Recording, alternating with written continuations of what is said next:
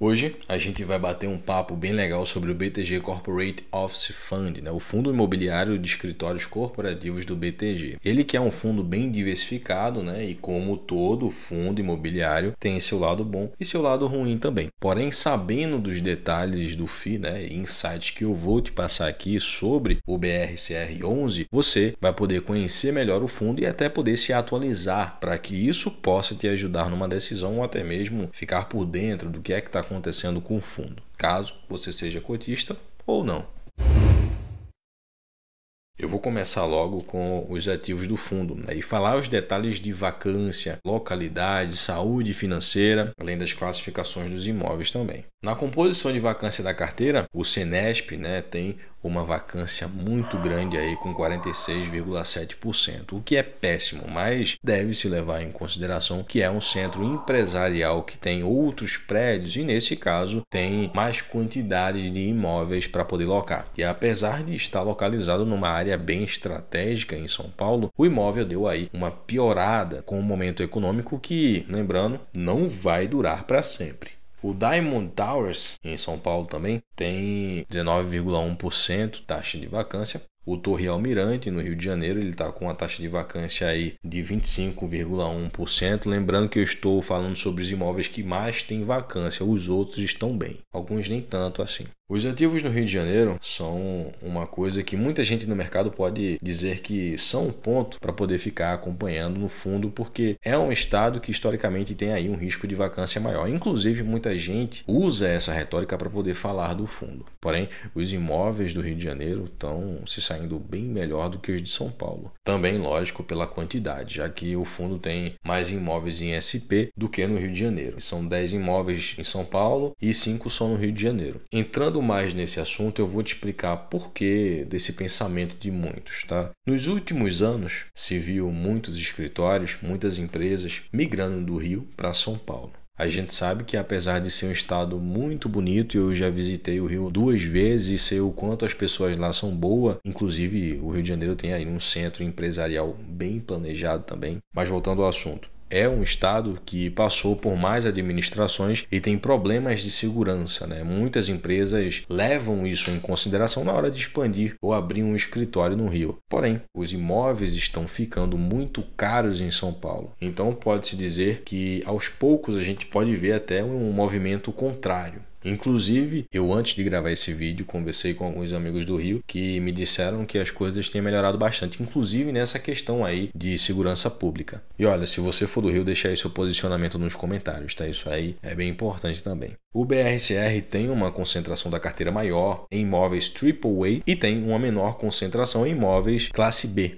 O que acaba mitigando mais os riscos, lógico, Porém, não significa que as coisas estejam aí mil maravilhas. A gente vai se aprofundar mais nesse assunto, inclusive. A maioria dos imóveis tem inquilinos líderes de mercado, no qual eu vou citar mais para frente, e tem uma boa saúde financeira também. Líderes de mercado têm essa característica. Ou seja, não são locatários que representam um risco aí de quebra de contrato no curto prazo. Lembrando que já estamos em momento de deflação no IPCA, que já vem acontecendo, o que é mais que um indicativo de fim de ciclo de Selic nas alturas e de melhora econômica para 2023. E quando se compra um ativo, principalmente um fundo imobiliário, porque não é aconselhado fazer especulação com FIIs, essa é a visão de médio e longo prazo que se deve ter, principalmente em um ativo que está bem descontado. Mas mudando de assunto, o fundo tem participações em 10 imóveis em São Paulo, 3 deles são com 100% de participação, o fundo é dono mesmo. O imóvel que o fundo tem menos participação aí em São Paulo é o EZ Towers B, com 16% de participação, e foi uma aquisição recente, em outubro de 2020. E o restante são participações bem relevantes. Como você pode ver no mapa, com as marcações são localizações empresariais bem estratégicas em SP. Além disso, podemos ver aí uma taxa de ocupação nos imóveis que, apesar do centro empresarial Senesp, que é muito conhecido aí como a bombinha do BRCR, como eu reforcei antes, ele tem aí um destaque na vacância e está com 45% de ocupação. E o Diamond Tower, ele está com 69% de taxa de ocupação. E foi uma aquisição também recente. Em julho de 2020. O restante dos imóveis, fora esses que eu estou citando aqui, tem uma taxa bem controlada. Agora, indo para o Rio de Janeiro, e tem bastante gente que pode estar pessimista com isso, mas eu tenho uma surpresa. Dos 5 imóveis do Rio, apenas o Torre Almirante está com a taxa de vacância grande, né? E a taxa de ocupação é de 41%. Não é nada bom, porém é um dos imóveis mais bem localizados. E nos próximos resultados talvez a gente possa ver aí uma redução nesse número. Desses 5 imóveis, 2 são próprios, e o Torre Almirante, que tem uma taxa bem preocupante de vacância, o fundo tem ali 60% do ativo. Os contratos de curto prazo têm uma porcentagem pequena da carteira, a maior parcela são de médio e longo prazo, isso é muito importante de saber, e os que são indexados ao IPCA representam aí uma parcela de 67,3% da carteira, IGPM 30% e IPC 2,7%. Ambos são indexadores de preços que seguem a inflação, isso também é bom. 82,2% dos contratos, inclusive, são típicos. Para quem não está familiarizado, são aqueles que são regulados por lei. E 14,8% são atípicos, né? Eu gosto bastante desses contratos atípicos porque são aqueles que mais dão liberdade contratual, né, para benefício de ambos os lados. Os principais locatários são Petrobras, Samsung, Cargill, Sanofi e Volkswagen. Os outros locatários representam uma parcela maior, ou seja, apesar de ter uma concentração grande em locatários saudáveis financeiramente, o fundo tem uma receita bem diversificada. A vacância física do fundo atualmente é de 24,6%. Isso acontece porque os imóveis que o fundo mais tem em vacância não tem aí uma participação muito grande da carteira e o fundo não tem 100% de todos esses imóveis. E tem ali um destaque no Diamond Tower, que tem ali 100% de participação e que está ali com uma vacância grande. E como eu falei antes, são 19,1%. Lembrando que a gente precisa observar a composição de vacância do ativo e não por metro quadrado, para ter ali um pouco mais de precisão do quanto ele representa ali na carteira do fundo.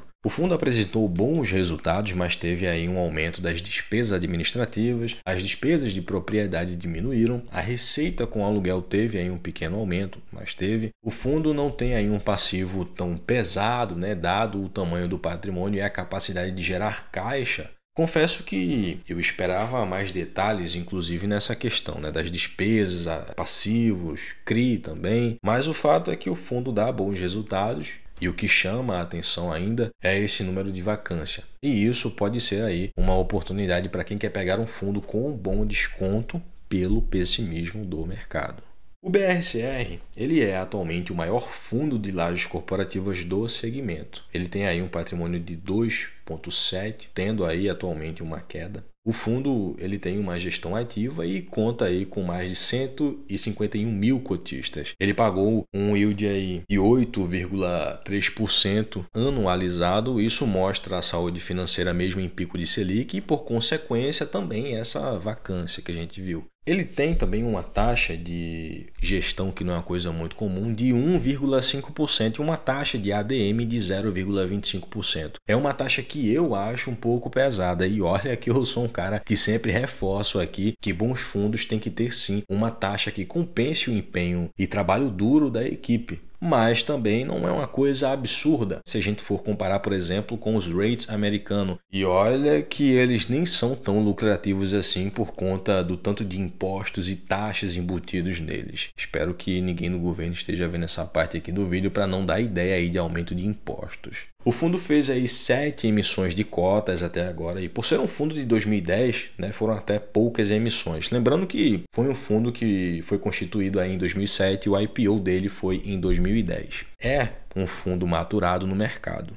O BRCR11 tem um valor patrimonial por cota de R$ 10,96 atualizado pelo próprio fundo. Está sendo cotado agora que eu estou gravando esse vídeo a R$ 69,40. Como eu falei antes, ele teve uma queda de patrimônio, então, consequentemente, o valor patrimonial da cota acontece o mesmo efeito. Essa cotação reforça, né, o quanto os investidores estão pessimistas com a vacância do fundo, dando esse desconto enorme. E eu vou te explicar melhor sobre isso, inclusive. A gente está vendo um movimento muito grande aí de queda dos rendimentos de alguns FIIs muito grandes de papel, né, como é o caso do próprio Canip 11, que teve uma queda de 44% nos proventos de agosto. É aquilo que eu venho já falando há um tempo aqui no canal. Tudo é cíclico e mesmo para quem não tem muito conhecimento, existem indicadores que mostram o fim de um ciclo e o começo de outro, como por exemplo a sinalização do BC de aumento apenas para manutenção na Selic, como aconteceu e eu avisei aqui no canal antes, como também a deflação, que quando começou eu também avisei aqui no canal antes, e também essas quedas agora nos rendimentos. Porém, o momento de comprar é antes que os outros comecem a sacar isso e as cotas dos fundos, né, descontados por variáveis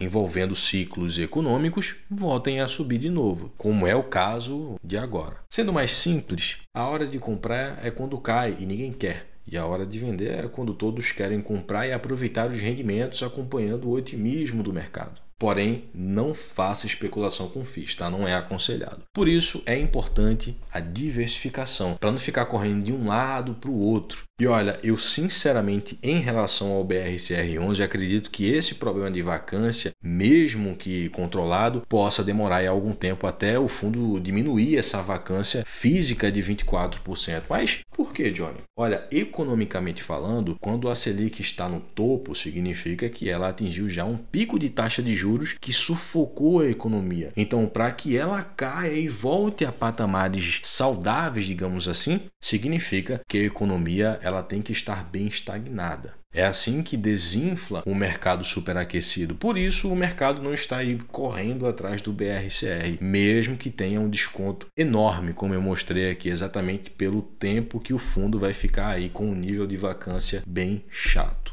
Apesar, lógico, né, dessa vacância não ter atrapalhado os rendimentos do fundo. É um bom fundo em questão de rendimentos e principalmente de gestão. E muita gente reclama que tem poucas informações, principalmente em detalhes sobre passivos, e eu concordo com isso. Porém, alguns fundos demonstram esses números, né, com mais precisão nos balanços trimestrais e semestrais, né? Os resultados mensais são só para resumo, exatamente para que, de uma maneira mais prática, o analista ou até mesmo o investidor tenha os números resumidos e mais precisos. Você é investidor do BRCR11, para você é uma oportunidade, levando em consideração o que eu trouxe aqui, ou não? Deixa aí nos comentários a sua opinião, porque isso é muito importante. Se inscreva, ative o sininho de notificações para fazer parte aqui do Acumuladores Patrimônio. Outra coisa, acumuladores têm a preferência na sugestão ou até mesmo uma mudança de dinâmica para poder trazer outras classes de ativos aqui, como ações, ETFs e entre outros, né, de investimentos que eu também gosto bastante. E eu acho que você também curte, porque isso incentiva a gente a criar melhores conteúdos gratuitos e cheios de insights e informações